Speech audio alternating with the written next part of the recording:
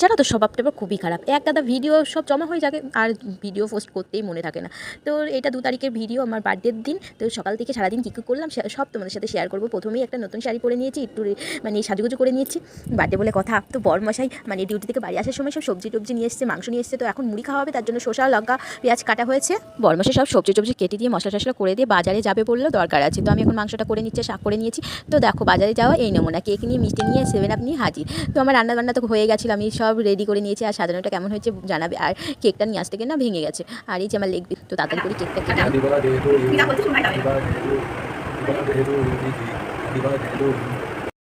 বরমশাই এত দূরে বসেছে, আমি মানে কেকটা দিতেই পারছি না। তো আবার দিলাম কেকটা মুখে। তো আমার তো প্রচণ্ড খিদে পেয়ে গেছে, কেননা এইসব করতে গিয়ে একটু দেরি হয়ে গেছে। তো খেতে বসে গেছি। আর লেগ পিস হলে না একটু তাড়াতাড়ি খিদে পাই আমার। তো তারপরে ঘুমিয়েছিলাম। আর নাইটে তো পরের ডিউটি আছে, আমাকে নাইটে একাই ডিনার করতে হচ্ছে। তো আজকের মতো টাটা, গুড নাইট সবাইকে।